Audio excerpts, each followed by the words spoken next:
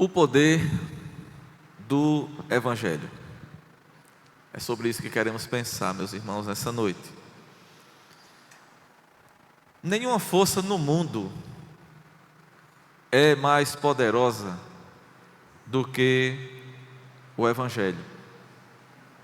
Escrevendo aos Romanos, no capítulo 1, no verso 16, o apóstolo Paulo diz que o Evangelho é o poder de Deus para a salvação de todo aquele que crê. O Evangelho procede do céu. Ele não tem a sua origem na terra. O Evangelho foi pregado pela primeira vez na história humana pelo próprio Deus, quando ele disse àquela serpente: porém inimizade entre ti e a mulher, entre o teu descendente e o seu descendente, este te ferirá a cabeça e tu lhe ferirás o calcanhar. Ali Deus estava anunciando o Evangelho. Deus não estava preparando o plano de salvação ali, esse foi preparado na eternidade. Mas o primeiro anúncio do Evangelho foi feito pelo próprio Deus. Por isso nós não temos dúvida nenhuma em dizer que o Evangelho procede de Deus. Foi concebido na eternidade e foi transmitido pelo próprio Deus. Quando o apóstolo Paulo diz que o Evangelho é o poder de Deus, ele usa uma palavra que significa, a origem da palavra é a dinamite. O Evangelho é a dinamite de Deus. E aí a gente fica pensando, mas dinamite destrói. E o Evangelho faz isso. Sabe o que é que o Evangelho faz? Ele destrói os corações de pedra. Onde é que se usa dinamite? Nas pedreiras, para explodir tudo. O Evangelho, ele explode, ele destrói corações de pedra. E no lugar desses corações de pedra, Deus coloca um coração novo. É por isso, meus irmãos, que aonde o Evangelho chega e se estabelece, vidas são transformadas, pessoas são salvas, famílias são resgatadas, cidades são reerguidas. Nenhuma força pode resistir ao Evangelho, e nem mesmo o coração do homem. O Evangelho é mais forte. Ele é o poder de Deus. Ninguém pode deter o avanço do Evangelho. Nenhuma arma pode destruir o Evangelho. Nenhuma ideologia pode apagar o poder do Evangelho, a sua influência. Observe, amados irmãos, o Evangelho, ele não depende de homens para ser o que ele é, para ter o poder que ele tem.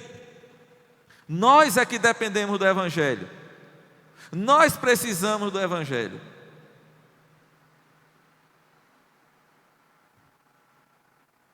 A igreja de Colossos, ela não foi plantada por Paulo. Isso fica bem claro. Paulo diz no versículo 4: desde que ouvimos da vossa fé em Cristo Jesus e do amor que tendes para com todos os santos. Paulo ouviu falar naquela igreja. No versículo 7 diz que eles foram instruídos por Epáfras, conservo de Paulo, conservo com Paulo. Ele servia junto com Paulo, era o ministro daquela igreja. Paulo diz que ele era fiel ministro de Cristo. Mas observe, amados, o trabalho prosperou, cresceu naquela igreja porque ele foi pregado fielmente. Ele diz que aquele ministro que pregou o Evangelho naquela cidade, ele era fiel. Fiel ministro de Cristo. Por isso que o Evangelho se estabeleceu ali naquele lugar. Não por causa de Paulo, porque não foi Paulo que fundou aquela igreja. Não necessariamente por Epáfras, que era o ministro daquela igreja, mas porque o Evangelho foi pregado com fidelidade. E nós precisamos, irmãos, aprender isto, porque o valor do Evangelho não está no pregador. O poder do Evangelho não depende do pregador. Nós somos tendenciosos a nos deixar levar por personalidades, por figuras. É fulano de tal que vai pregar, então vai ser bom, eu vou lá ouvir. É fulano outro que vai pregar, esse não vai ser bom, eu não vou ouvir. Observe, irmãos, eu não estou dizendo que qualquer pessoa que prega o Evangelho é a mesma coisa. O que eu estou dizendo é que o poder é do Evangelho, não do pregador. Uma vez que o Evangelho seja anunciado com fidelidade, ele é o Evangelho de Deus e tem o poder de Deus. Porque tem muita gente hoje em dia querendo reconhecimento, querendo status. Tem pregadores que se colocam como figuras especiais, como estrelas, e estes buscam glória para si. E nós precisamos entender, irmãos, que o Evangelho ele possui a sua glória.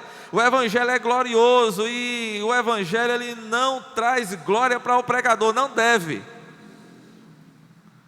Alguém já comparou o pregador com um holofote? O que é que um holofote faz? Ele lança a luz para fora de si. Ele não lança a luz em si mesmo. O pregador ele faz isso quando ele apresenta o Evangelho. Ele lança a luz, a glória no Evangelho. É a glória do Evangelho que resplandece.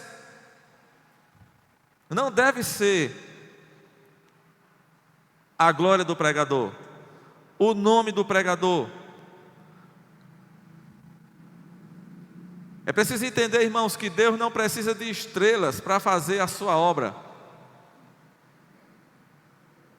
Ele mesmo disse: eu não divido a minha glória com ninguém. O Evangelho é poderoso. Nós somos fracos. O Evangelho não depende de nenhum elemento externo.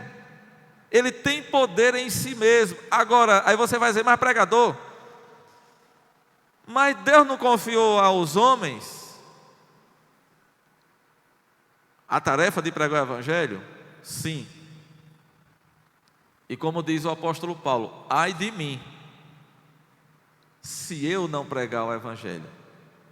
Mas devemos entender, irmãos, que o poder é do Evangelho. Onde ele chega, ele produz frutos. Onde a palavra de Deus é anunciada com fidelidade e poder, vidas são salvas, o reino de Deus se estabelece. A gente não precisa dar um jeitinho, não precisa fazer alguma coisa para chamar a atenção das pessoas. E esse é o erro de muitos hoje, porque muita gente hoje está fazendo, criando eventos, inventando coisas, apetrechos para chamar a gente, e muitas vezes quando as pessoas chegam, acontece de tudo, mas o Evangelho não é pregado. Isso é vento, é palha. O Evangelho é poderoso para transformar vidas. Paulo começa se apresentando: Paulo, apóstolo de Cristo, por vontade de Deus, e o irmão Timóteo. Observe, irmãos, Paulo foi um grande evangelista, o maior missionário que nós conhecemos, o maior plantador de igrejas, e por que não dizer o maior teólogo da igreja ali naqueles dias. Ele escreveu 13 cartas. O Novo Testamento tem 27 livros. Desses 27, 13 saíram da pena de Paulo. Praticamente metade do Novo Testamento. Metade em quantidade de livros. Mas observe, amados irmãos, como é que Paulo se apresenta? Ele nunca buscou glória para si. Ele se apresenta à igreja de Colossos como um apóstolo de Cristo Jesus. Quem é um apóstolo? Um apóstolo é um enviado, aquele que foi comissionado. Ele não era o pastor daquela igreja, ele não foi o fundador daquela igreja, mas ele se apresenta como apóstolo, e isso evidenciava a autoridade apostólica que o apóstolo Paulo tinha sobre aqueles irmãos para lhes transmitir o ensino de Deus. Paulo diz: eu sou enviado, eu sou apóstolo de Cristo, enviado. O próprio Jesus apareceu a Paulo quando ele estava no caminho de Damasco para prender os crentes, e Jesus apareceu a ele, transformou sua vida. Paulo então transforma-se no embaixador de Deus. Ele falava em nome de Deus. O apóstolo é o mensageiro autorizado, é como um procurador que fala em nome daquele que o enviou.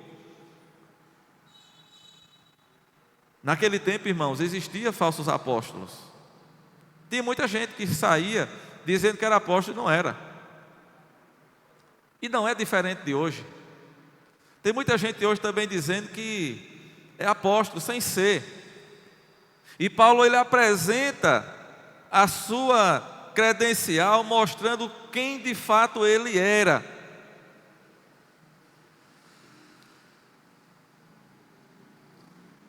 E ele diz que trabalha pela vontade de Deus. Veja o verso primeiro: apóstolo por vontade de Deus, apóstolo de Cristo por vontade de Deus. Não foi porque ele decidiu. Tem gente hoje que se decide, né? Decide ser apóstolo, se auto-intitula e sai dizendo a todo mundo que é apóstolo. Paulo não. Paulo disse: eu sou apóstolo de Cristo, mas por vontade de Deus. Foi o próprio Deus que me vocacionou.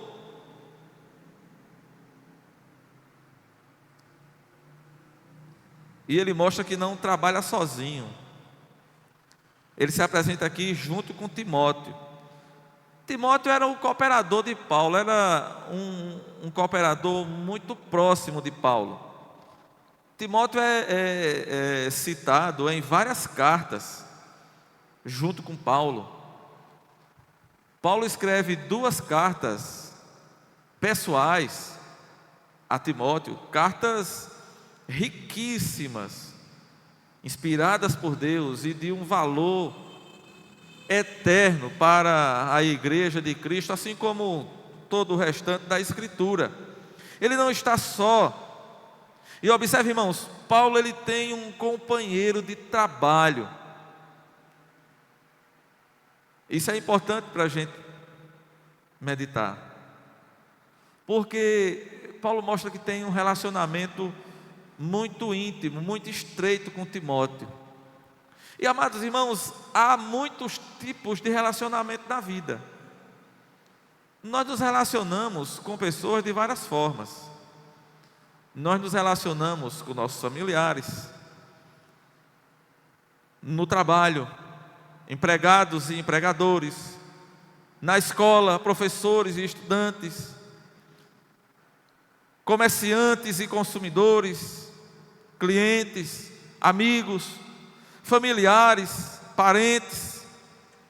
Todos os relacionamentos são importantes na nossa vida. Nós somos pessoas relacionais. Mas observe, irmãos, existe algo muito importante aqui.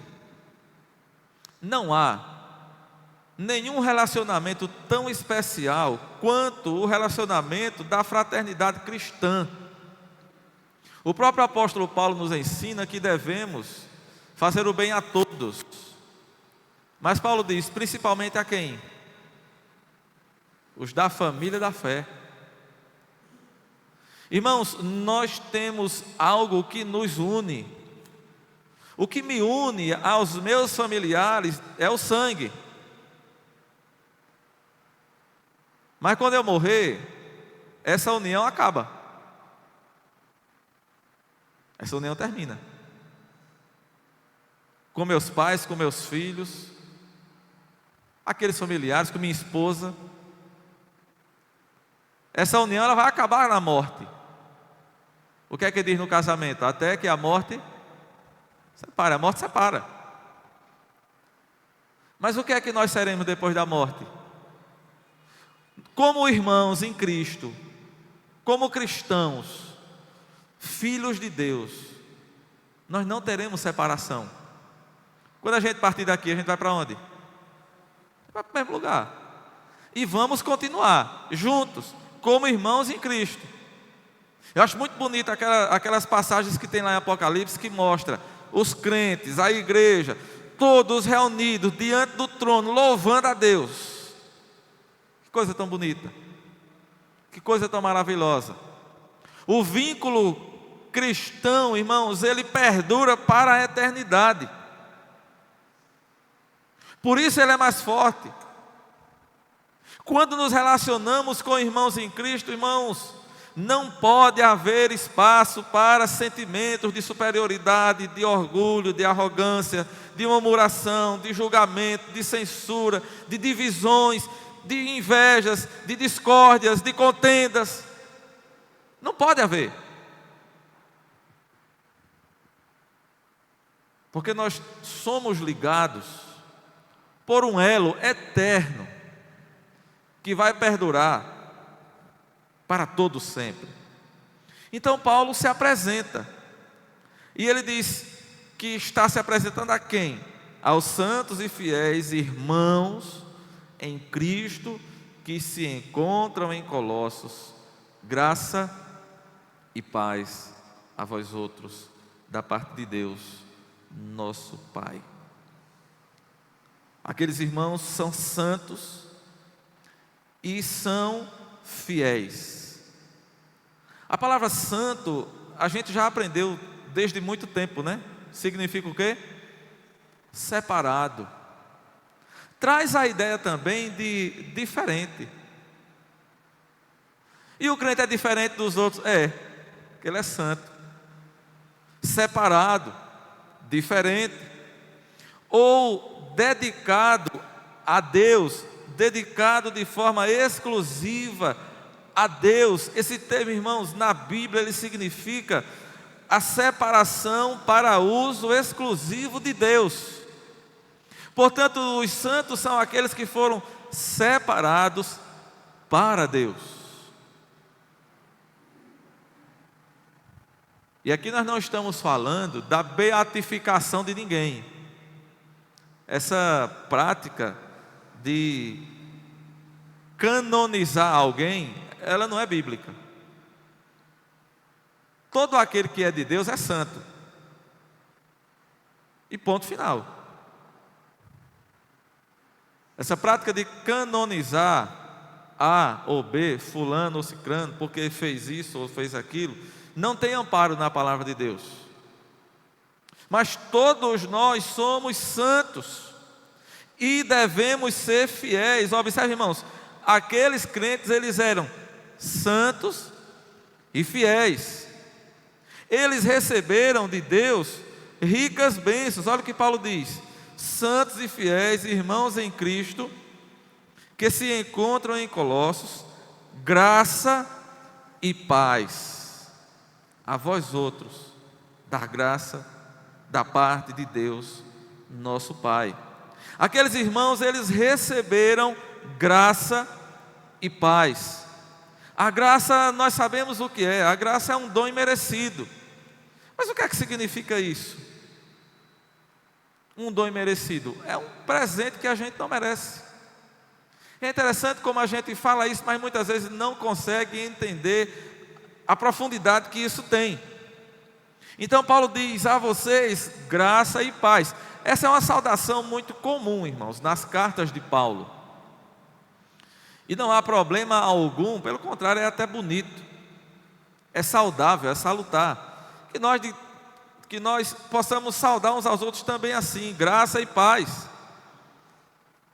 A graça é o dom imerecido, a paz é o que nós recebemos, é o fruto da nossa reconciliação com Deus por meio de Cristo Jesus.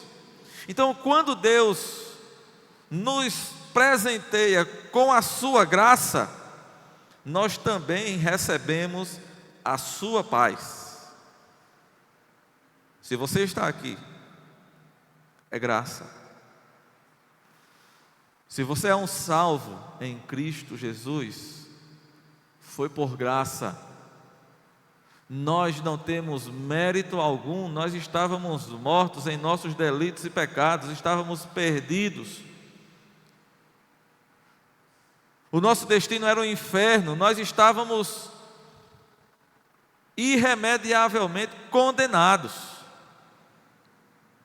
E Deus, em sua infinita graça, nos resgatou quando não havia nenhum mérito em nós, e nos trouxe a sua paz. Jesus disse certa vez: deixo-vos a paz, a minha paz vos dou. Portanto, irmãos, é um presente que não tem preço, a graça que nós recebemos de Deus, e com ela, a sua paz.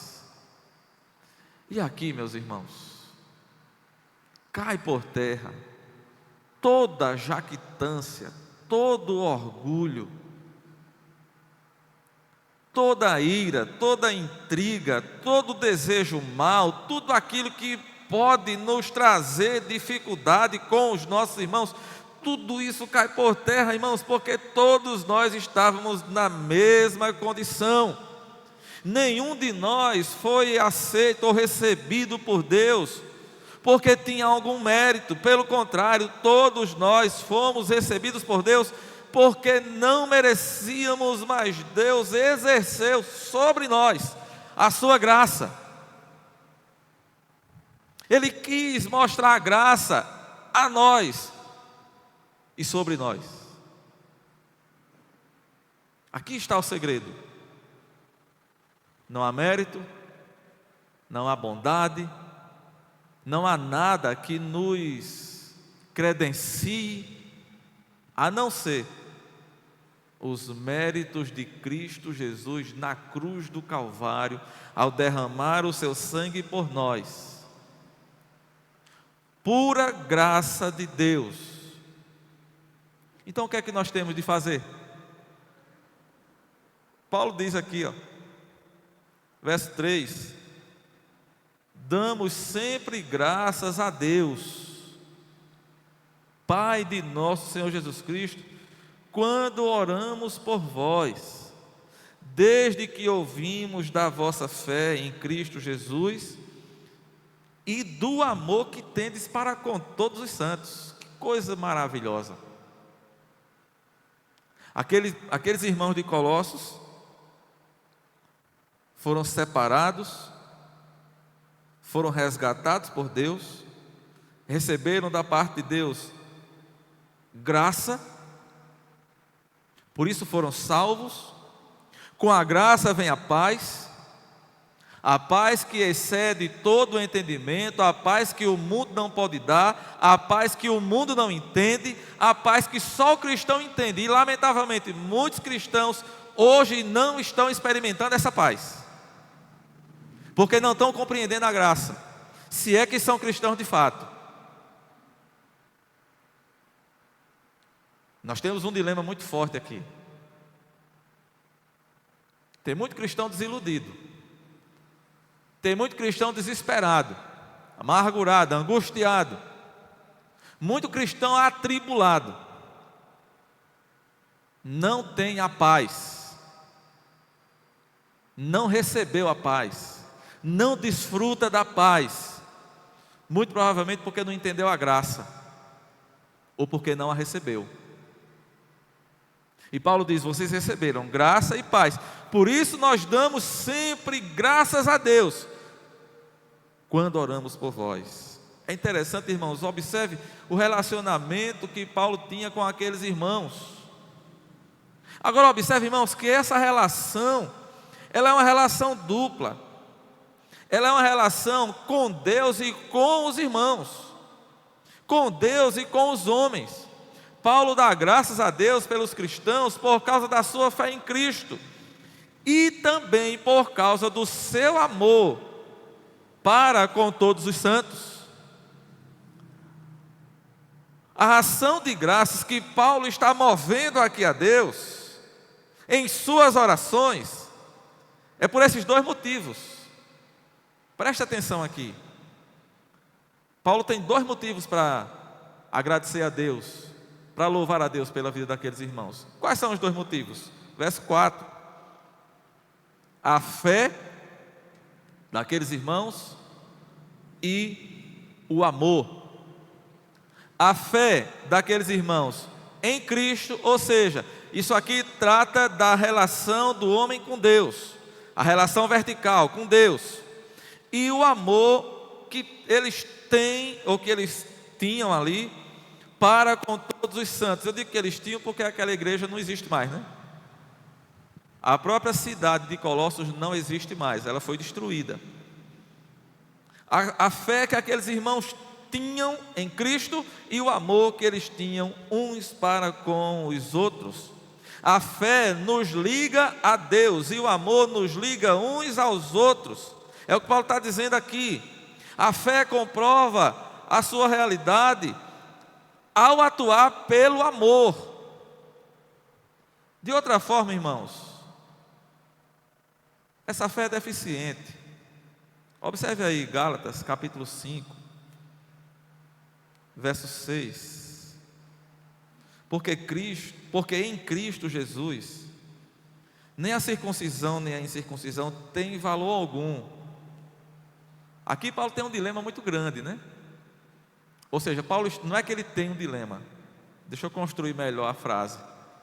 Paulo está tratando um dilema muito grande daqueles irmãos lá nas igrejas da Galácia. Havia uma disputa muito grande ali com relação à guarda da lei, com relação à prática da circuncisão. E Paulo está mostrando para aqueles irmãos, ensinando e comprovando que não é a lei, não é a guarda, não é a obediência aos mandamentos lá do Antigo Testamento. Paulo está mostrando que não é nada dessas coisas. Ele diz, é a fé. E que fé é essa? Aí ele completa aqui, a fé que atua pelo amor. A fé e o amor são a essência do grande mandamento de Deus ao seu povo.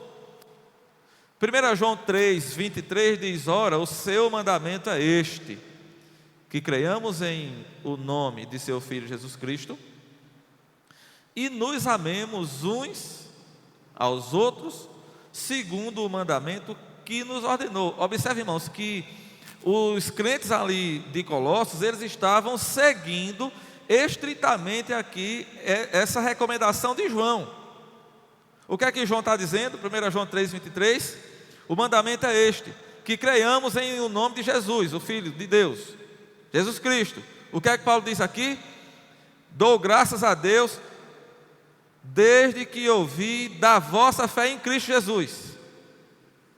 Primeiro requisito. O segundo que João apresenta, nos amemos uns aos outros segundo o mandamento que nos ordenou. O que é que Paulo diz aqui? Voltando para Gálatas, segunda parte do verso 4. Eu dou graças a Deus também porque vocês têm amor para com todos os santos. Observe, irmãos, o cristão, ele é salvo pela fé. Ele vive pela fé, vence pela fé, caminha de fé em fé, como diz a Escritura. A fé em Cristo fala de um relacionamento com Deus, mas essa fé, ela atua pelo amor, ou seja, ela é demonstrada, ela é verificada, ela é comprovada pelo amor. O amor para com todos os santos. Aqui fala de um relacionamento horizontal. Nós falamos no início, todos nós temos relacionamentos, os mais variados possíveis, mas existe um relacionamento que é o mais importante de todos. O seu relacionamento com o seu filho vai ter fim. O seu relacionamento com seus pais vai ter fim. O seu relacionamento com seu cônjuge vai ter fim. Tudo vai acabar na morte. Mas o relacionamento da fé, o relacionamento entre os irmãos, é para a eternidade. Aqui tem uma grande diferença. Observe, irmãos, fé e amor são dois aspectos essenciais da vida cristã. Ninguém pode considerar-se um cristão, de fato, se não crê em Cristo e se não ama os irmãos. O cristão deve manifestar a sua lealdade a Cristo, assim como o seu amor para com seus irmãos. Fé sem amor é ortodoxia morta. Da mesma forma que o amor sem fé não passa de sentimentalismo. É mero sentimentalismo. Mas observe, os dois lados dessa moeda. Fé sem amor é ortodoxia morta, doutrina morta. E amor sem fé não passa de sentimentalismo. Nós temos uma responsabilidade dupla com Deus e com os irmãos. A fé cristã não é só uma convicção da mente, do entendimento. Não basta apenas entender. Não basta somente compreender todos os mistérios, como Paulo diz lá em 1 Coríntios 13. O que é que ele diz lá em 1 Coríntios 13? Ainda que eu compreenda todos os mistérios, se eu não tiver amor, o que é que adianta? Nada. Não é só uma questão intelectual. Fé cristã, ela é verificada, comprovada, confirmada pelo amor. São duas faces, os dois lados de uma mesma moeda, que é a vida cristã. Portanto, irmãos, Paulo, ele vê isso naqueles irmãos ali, naquela igreja de Colossos. Era uma igreja que se amava. Os cristãos, eles tinham fé, eles tinham a doutrina correta, mas eles também tinham o amor necessário para os cristãos. Mas ele continua aqui, olha o verso 5. Ele dava graças a Deus também por causa da esperança que vos está preservada nos céus, da qual antes ouvistes pela palavra da verdade do Evangelho. Observe, irmãos, aqueles cristãos, eles tinham esperança. Aquele que vive sem Deus, ele não tem esperança, caminha para o abismo, para a perdição eterna, morre sem esperança, vive sem esperança e morre sem esperança. Aqueles, porém, que se convertem a Cristo, irmãos, recebem a promessa da posse plena e definitiva da herança. Que herança é essa? Paulo diz que é uma herança incorruptível, inacessível. Quando é que nós vamos receber essa herança? Na segunda vinda de Cristo, quando Ele vier para nos buscar, quando Ele vier para nos resgatar, quando Ele vier para levar o seu povo. A esperança cristã não é só uma hipótese, é uma certeza. Nós sabemos, amados irmãos, que o nosso tesouro está no céu, nossa herança eterna está lá. De lá o nosso Senhor virá para nos levar com Ele, e estaremos para sempre com o Senhor. Essa é a nossa esperança.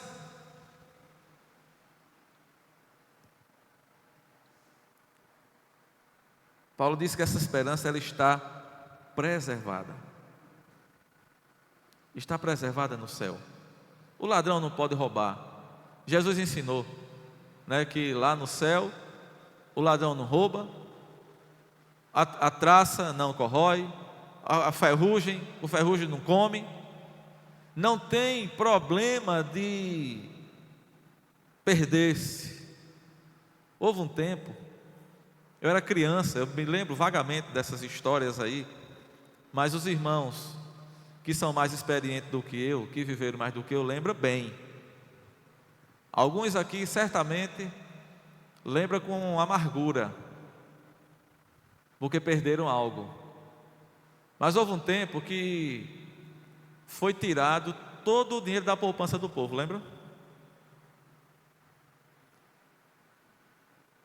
Tinha gente que tinha lá suas economias, muitos as economias de toda uma vida, de uma vida toda, estava lá guardada no banco, porque naquele tempo a inflação era uma coisa, né, assustadora, e as pessoas então diziam, tem futuro botar dinheiro no banco, porque corria muito juro, e então teve gente que vendeu carro, gente que vendeu casa, propriedade, terreno, enfim, as pessoas vendiam suas propriedades para colocarem o dinheiro na poupança. E um belo dia, eu não vou entrar em política aqui, né, não é o objetivo, mas um belo dia, o cidadão que estava sentado na cadeira na época, lá em Brasília, deu uma canetada lá, e o que foi que aconteceu? Acabou tudo. E foi gente chorando, gente morrendo, gente sofrendo, até hoje. Aí hoje as pessoas dizem, olha, não tem futuro botar dinheiro no banco. E esses dias o pessoal estava de novo, né? Estava saindo de novo esse temor, estava surgindo de novo. Será que vão tirar o nosso dinheiro de novo? A nossa herança, a herança que nos espera, essa esperança, meus irmãos, ela está preservada no céu. Ninguém pode levar, o ladrão não pode tirar. Essa esperança cristã é certa, é a certeza de que, apesar de estarmos aqui vivendo nesse mundo, passando por problemas, por dificuldades, cruzando aqui vales sombrios, caminhos estreitos, cheios de espinhos, dificuldades em todo o tempo, muitas vezes, problemas de saúde, outros tipos de problemas, enfim, nós estamos aqui vivendo de uma maneira muitas vezes difícil, atribulada, mas nós temos uma esperança eterna, nós temos uma bem-aventurança, nós temos um tesouro. Paulo fala de uma esperança que está reservada no céu, preservada para nós, está guardada. Escrevendo aos Coríntios, na primeira carta, capítulo 5, verso 19, ele diz: se a nossa esperança em Cristo se limita apenas a esta vida, somos os mais miseráveis, os mais infelizes de todos os homens. Observe, irmãos, o Evangelho produz na alma do cristão a esperança do porvir, a esperança eterna. Que esperança é essa? Paulo responde, 1 Timóteo 1, verso 1, ele diz: Cristo Jesus é a nossa esperança. Aqui nessa mesma carta de Colossenses ele diz: Cristo em vós, a esperança da glória, verso 27 desse primeiro capítulo. Cristo é a nossa esperança. Portanto, irmãos, não precisamos temer, a nossa riqueza está em Cristo, nele repousa toda a riqueza escondida, todos os tesouros do céu e da terra, tudo converge para Ele, tudo está nele, e por isso nós podemos dizer assim como o apóstolo Paulo: para nós o morrer é lucro, e o viver é Cristo. Deixar o corpo e habitar com o Senhor é bem-aventurança. Deixar o corpo e estar com Cristo é incomparavelmente melhor, e nós sabemos disso. Vamos nos apropriar dessa verdade. O cristão sabe que o seu lar não é aqui, que a sua pátria está no céu, que a sua herança está guardada, que o seu tesouro está lá diante de Deus. Agora observe, irmãos, Paulo diz que aqueles irmãos, eles ouviram o Evangelho. Eles ouviram o Evangelho e eles deixaram o pecado. eles cresceram na fé, eles exercitaram a sua fé. Ele diz no verso 5, mais uma vez: por causa da esperança que vos está preservada nos céus, da qual antes ouvistes, pela palavra da verdade do Evangelho, que chegou até vós, como também em todo o mundo está produzindo fruto e crescendo. Tal acontece entre vós, desde o dia em que ouvistes e entendestes a graça de Deus na verdade. Veja, irmãos, nós não somos salvos pelo entendimento. Existem doutrinas difíceis de entender. De fato, existem doutrinas difíceis de entender. Existem doutrinas que os teólogos lutam, debatem, divergem. E há doutrinas que até hoje não se chega a um consenso.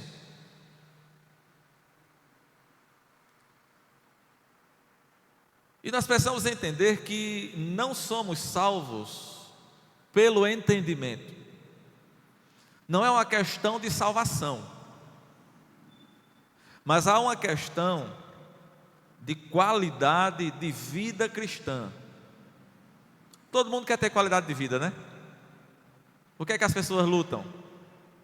Pelo que as pessoas vivem a lutar? Porque observe, irmãos, o apóstolo Paulo, escrevendo a Timóteo, ele diz: tendo com o que vestir e com o que comer, estejamos o quê? Satisfeitos. Só que nós não ficamos satisfeitos, né? Porque nós estamos querendo sempre uma qualidade de vida melhor. E o que é que a gente faz para isso? A gente trabalha, se esforça, acorda cedo, trabalha muito, luta. Tem gente que estuda: vou fazer um curso, vou fazer uma faculdade, vou fazer um concurso. Aí mete a cara no livro para estudar, para passar no concurso, e fica correndo demais, porque quer ter uma qualidade de vida melhor, quer melhorar de vida, quer viver mais tranquilo, de forma mais cômoda. E para isso, muitas vezes, aí muitos entendem que é preciso sofrer um pouco, fazer um sacrifício, abandonar isso, abandonar aquilo, deixar de ir para a festa, deixar de sair com os amigos, deixar de ir para um determinado lazer, deixar de fazer isso ou aquilo para ficar em casa estudando com a cara nos livros, ou fazendo um curso, ou trabalhando, fazendo isso, fazendo aquilo, porque a ideia, o objetivo é que um dia, futuramente, eu tenha uma qualidade de vida melhor. Eu quero ter uma boa qualidade de vida. Ô, meus irmãos, por que é que a gente não faz isso quando se diz respeito à fé? Paulo disse: olha, acontece aí no meio de vocês, como também está acontecendo em todo o mundo. O Evangelho é poderoso, ele está produzindo fruto, crescendo. E Paulo disse: isso está acontecendo com vocês desde o dia que ouvistes. Mas não foi só ouvir. Desde o dia que ouvistes e entendestes a graça de Deus na verdade. Não é apenas uma questão de ouvir, mas é também uma questão de entender a graça, para que vivamos uma vida cristã saudável, para que tenhamos, irmãos, qualidade de vida espiritual. Meus irmãos, o que tem de cristão vivendo uma vida espiritual doente, eu não estou dizendo que ele não é salvo, até porque, como eu sempre digo, o inferno não é meu, nem o céu. Eu não posso botar ninguém nem no céu, nem no inferno. E não sou eu que vou dizer quem é que está salvo, quem é que não está. Os discípulos quiseram que Jesus fizesse isso. Jesus disse: nada disso. Não. Vocês não vão separar o joio do trigo agora, não. Deixe. Quando o Pai vier, quando o Senhor da Seara vier fazer a colheita, Ele separa. Então não sou eu que vou fazer isso. Eu não estou dizendo aqui que ninguém é salvo ou deixa de ser salvo. O que eu estou dizendo é que há cristãos que vivem uma vida espiritual doente, doentia, triste, fraca, pobre, porque não entenderam a graça. Paulo diz que aqueles irmãos ouviram e entenderam a graça. Ele diz no verso 7: segundo fostes instruídos por Epáfras, nosso amado conservo, e quanto a vós outros, fiel ministro de Cristo, o qual nos relatou do vosso amor no Espírito. Observe, irmãos, eles foram instruídos, eles receberam o ensinamento, eles absorveram aquele ensinamento e estavam vivendo, frutificando, desenvolvendo. Qual é o problema hoje? Qual é a nossa dificuldade? Irmão, nós estamos vivendo um tempo em que nós estamos vivenciando, vendo uma fraqueza espiritual sem precedente. Mas por que isso acontece? Será que é falta de ensinamento? Será que o povo não está ouvindo? Será que está entendendo? Porque, irmãos, esse evangelho é poderoso. Ele tem poder, ele frutifica. Observe que esse evangelho estava frutificando, ele estava exercendo seu poder. Mas observe que há um ponto principal aqui, um ponto chave aqui, que está no verso 6. Aqueles irmãos ouviram e entenderam a graça. A gente precisa entender a graça. A gente precisa entender em que a gente crê. Em que é que você crê? Conta-se que um grande pregador, um grande evangelista, se você quiser conhecer a vida dele, procure algo da biografia de George Whitefield. Conta-se que certa vez Whitefield, conversando com uma pessoa que se dizia cristão, e Whitefield perguntou: em que você crê? E aí a pessoa respondeu: eu creio no que a minha igreja crê. Não respondeu nada, né? Aí Whitefield fez outra pergunta: em que sua igreja crê? Ele disse: a minha igreja crê no que eu creio. Aí, deixa eu lhe ajudar. Em que você e sua igreja creem? Ele disse: a gente crê na mesma coisa. Tem gente assim, irmãos. E o Whitefield poderia estar conversando com esse homem até hoje, que ainda o homem não tinha dito nada a ele. Em que nós cremos? Nós entendemos a graça? Ela faz diferença na nossa vida? Ela nos leva a uma atitude de adoração a Deus e de amor aos irmãos? Amor aos crentes e amor pelas almas perdidas? Amor pelos homens? Adoração a Deus e amor pelos homens? Amor pelos nossos irmãos? Se ela não nos leva a isso, a gente não entendeu a graça ainda. Continuamos como aquele homem: eu vou para a igreja, eu escuto, e eu saio de lá do mesmo jeito. E depois, quando alguém perguntar: você crê em quê? Eu creio no que a igreja prega. Você chega para uma pessoa depois do culto, aí diz: como é que foi o culto? Foi bom. Como é que foi a pregação? Boa. Foi boa. O pastor falou bonito. Pregação, ó, primeira. Mas foi sobre o quê? Ele pregou sobre a Bíblia. Qual foi o assunto? Rapaz, nem me lembro. Qual foi o texto que foi lido? Eita, eu esqueci.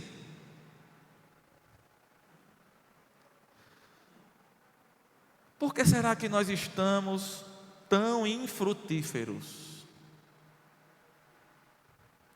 O que é que está nos faltando, irmãos? Aqueles crentes de Colossos, eles foram instruídos, foram discipulados. Eles tinham um pastor, o pastor ensinava, eles davam ouvidos e eles praticavam. Epáfras não apenas levou aqueles irmãos a Cristo, mas ele também os instruiu. E hoje há cristãos que permanecem ignorantes das verdades elementares da fé, cristãos imaturos, que não saem do berçário espiritual, cristãos que não são discipulados, que não se deixam discipular, ovelhas que não se permitem pastorear. Você sabia disso? Há ovelhas que não se permitem pastorear. E o pastor não tem muito o que fazer não, meus irmãos. A igreja não vai ter muito o que fazer não. E não temos muito para onde ir. Nós precisamos assumir um compromisso com Cristo, irmãos. Nós estamos vivendo tempos difíceis. Está certo que os tempos nunca foram fáceis. Mas que tempos esses nossos? Cristãos descompromissados, despreocupados, desconhecedores da palavra de Deus, descumpridores da palavra de Deus, cristão que se apresenta como os ímpios. O ímpio vive uma vida de pecado, mas tem cristão que está querendo viver igual. E aí a gente entende quando é que a igreja se parece com o mundo, quando é que ela não se parece com o mundo. Quando a igreja se parece com o mundo, o que é que ela faz com os pecadores? Pastor Manuel, os cabelos dele ficou branco de tanto ele ensinar isso aqui, não é? O que era que o pastor Manuel sempre dizia quando ele estava aqui, e ele disse de novo quando ele veio agora há pouco aqui. Quando a igreja se parece com o mundo, o que é que ela faz com os pecadores? Me ajuda aí que eu me esqueci. O quê? Ela repele. Quando a igreja se parece com o mundo, ela repele. O que é se parecer com o mundo, irmãos? É agir do jeito que o mundo age. É viver do jeito que o mundo vive lá fora. Não é aqui dentro não, irmãos. Aqui dentro todo mundo é santo. Não tem lugar para o povo ser mais santo do que aqui dentro. A questão é lá fora. Como é que você está vivendo lá fora? E tudo bem, aqui dentro também com diz respeito na relação dos irmãos um com o outro, né? Mas como é que a gente está vivendo? Cristão caloteiro, cristão intrigado, cristão briguento, cristão ignorante, cristão que compra e não paga, cristão que só nega imposto, cristão que faz isso, cristão que faz aquilo, que dá propina, que dá dinheiro para o guarda, que paga para isso, que faz aquilo. Os cristãos vivendo do mesmo jeito que o mundo vive. Com inimizade, com intriga, com problema, em todo canto que chega arruma problema. Por que é que a igreja não atrai? O que é que ela está fazendo? Repelindo. Ela está repelindo. Agora, quando a igreja é diferente do mundo, o que é ser diferente do mundo, irmãos? Vocês acham que ser diferente do mundo é por causa de uma roupa? Triste engano. Ser diferente do mundo, e eu não estou dizendo para ninguém se vestir mal não, mas ser diferente do mundo, fulano está pagando propina, eu não vou pagar. Pisaram no cara de fulano ali, ele pegou uma briga, eu não vou fazer isso. Pisou no seu calo, deu outro para ele pisar também? Bateu na sua face, dê a outra? Mas os cristãos é assim, se bater leva, viu? Como é que o mundo está agindo lá fora? Em sua vida de pecado, faça diferente. Aí eles vão ver diferença em nós. Você está pensando que é roupa, que diferencia a igreja do mundo? Você está enganado, meu irmão. Tem gente lá fora que não é crente e que se veste melhor do que os crentes. Deixe de bobagem. Pare com isso. Vão viver uma vida cristã de verdade. Entenda o que é a graça. E vão viver para a gente deixar de repelir e atrair o mundo. Quando o mundo vê que nós estamos vivendo diferente, que nós nos amamos de verdade, pode ter certeza, eles vão dizer: rapaz, tem alguma coisa diferente nessa igreja. Eu estou terminando aqui, meus irmãos. Eu nunca vou esquecer o exemplo, o testemunho do meu avô, o irmão Nelson, de saudosa memória. Antes de ser crente, teve um retiro lá no sítio. Isso, final dos anos 80.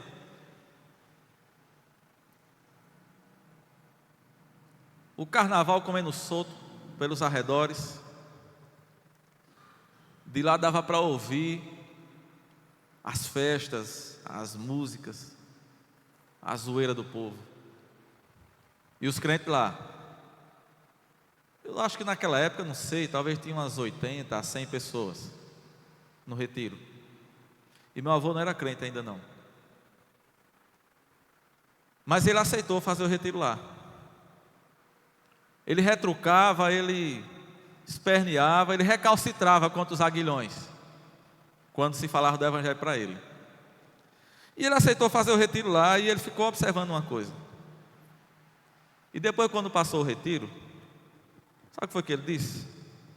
Eu vou parar para ouvir esse evangelho que esses crentes estão pregando. Sabe por quê? Passaram 4 dias aqui, uma multidão de gente dessa. Naquele tempo, carregando água na cabeça para tomar banho, indo buscar água na cabeça para beber. Eu não vou dizer muita coisa como era naquele tempo, não. Tinham os irmãos que levavam o banco da feira para armar lá para dormir. Tinha gente que dormia dentro do colégio, tinha gente que dormia na casa de farinha.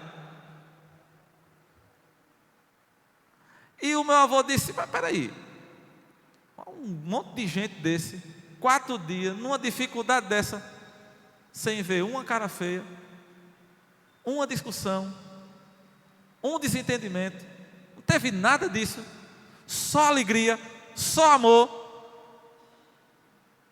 Eu vou ouvir esse evangelho. E ele ouviu e se converteu. Por que é que o mundo não está dando ouvidos para nós?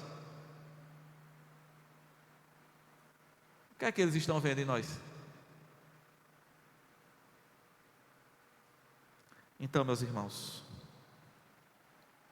vamos ser crente, fiel, como aqueles irmãos, como Paulo disse, eles são fiéis, são santos e fiéis, separados.